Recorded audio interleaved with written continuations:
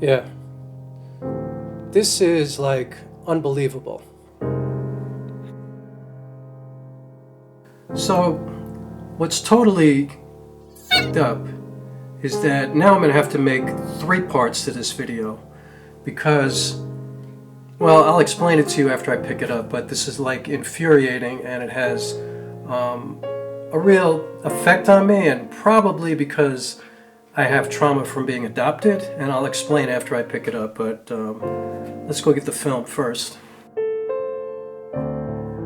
Yeah. 443493.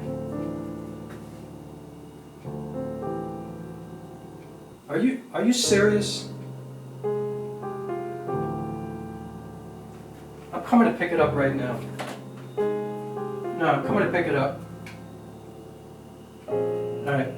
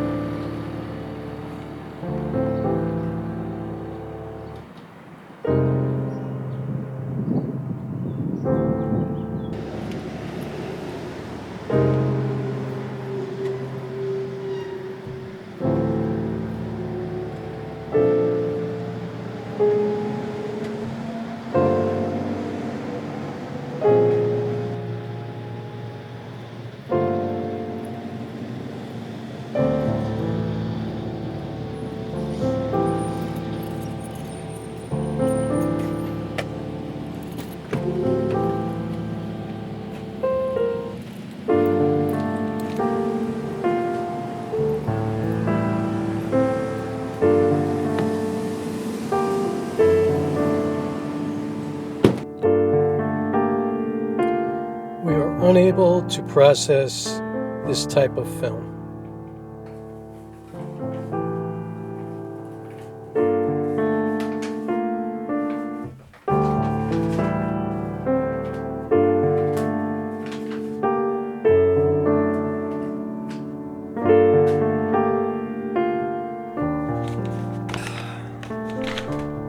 So what happened? So, you know, I decided to call the CVS this morning to see if these pictures came back. And the guy said, oh, they've been here for a couple of days. They just sent back the envelope. And I'm like, what are you talking about? They sent back the envelope. He's like, they sent it back. They couldn't develop it. I'm like, why? He said, I don't know. I said, well, what are you talking about? I mean, can I get any information? So the guy's like, well, he gave me a number to call. So I call this other number. And this is like CVS photo. And the same thing, he doesn't know. And I was like, yo, where's the lab? Do you know the people at the lab? He goes, yeah. I said, can you call them? Like, I'd like the information. Was there nothing on the film? Was it exposed? Like, what happened? So finally, after speaking to this kid, you know, he was young, and so I was just trying to stay patient because I was a little pissed off. And I'll tell you why in a second. It's got nothing to do with him. But, so finally, I get information from the lab. It's either split frame or panoramic or something like that. I'm like, what does that even mean? I mean, I know what it means, but what does that mean in terms of, like, Fuji could not develop the film? So anyway, I have to go all the way back to the store. I go back there, obviously, pick it up, my little rolls of film are in here. I'll show you.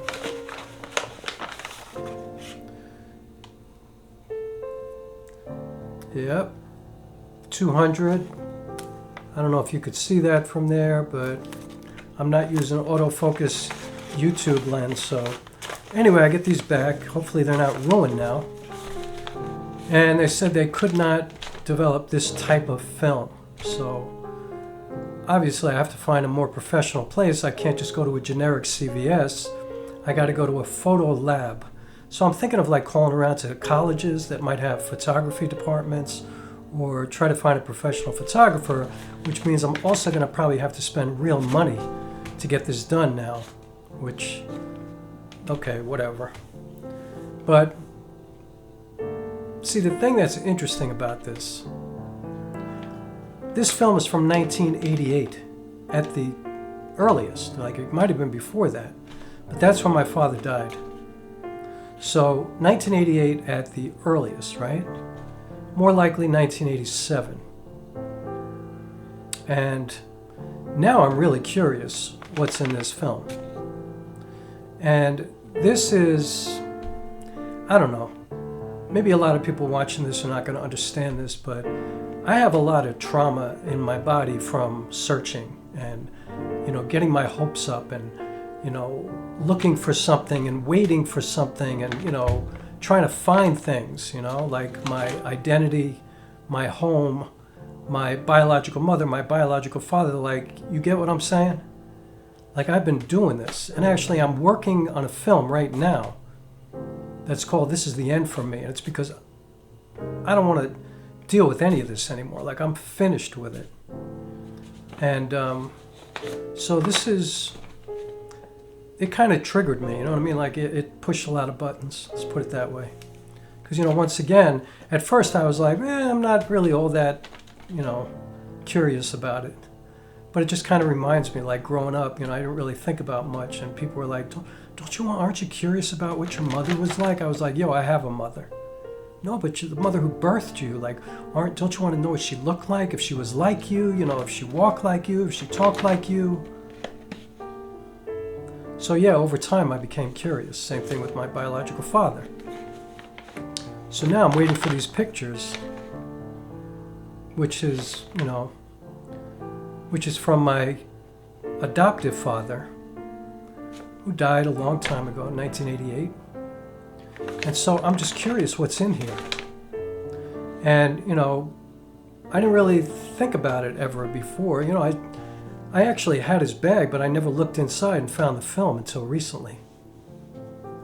And actually, I only found it because I took the camera and the bag down to this guy down in Pelham, New York, this photography place, who actually could probably guide me to where this will get developed. So, note to self. But he pulled out and he goes, look, there's, I took my father's camera to him to see if I can get it fixed. And he was like, it's not really worth fixing this unless you want to spend way more money than it's worth.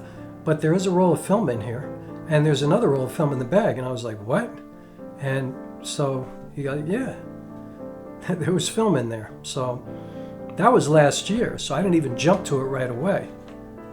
But now I'm curious, and this just reminds me of this whole thing of, like, how many times I thought I found my biological mother and it wasn't her, and then it wasn't her again, and it wasn't her again, and then I spoke to somebody and it wasn't her, and I spoke to somebody else, and I could hear in her voice the disappointment for me when she knew I had found the wrong person, and it just kept going on. And then finally I did find some people from my biological mother's family, and I don't want to get into that because I want you to watch the movie and learn how crazy this all can be for somebody who was separated at birth from his biological people.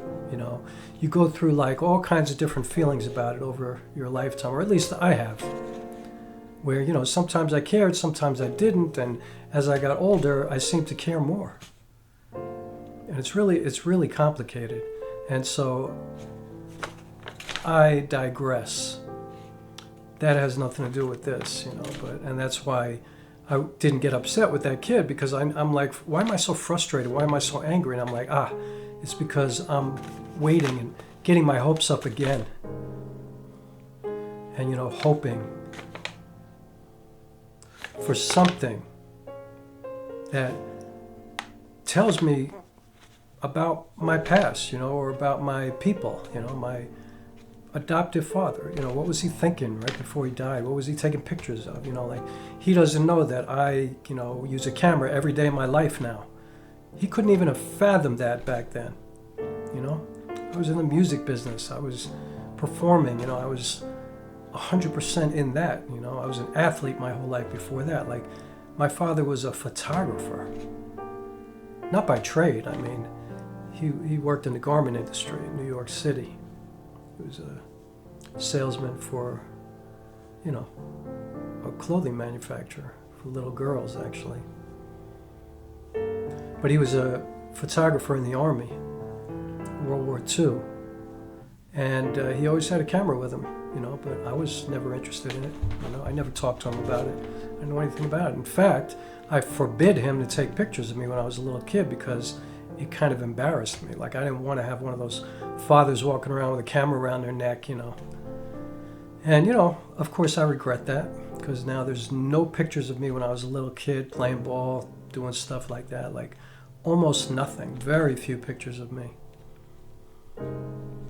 doing the things that I love to do. And he respected what I wanted, which I don't think he should have, you know, especially, but, you know, I was, you know, his first adopted child. I'm sure he was working things out. How do I treat this person? You know, this is not easy or simple. You know, it's complex. It's layered. Who is this little kid? You know.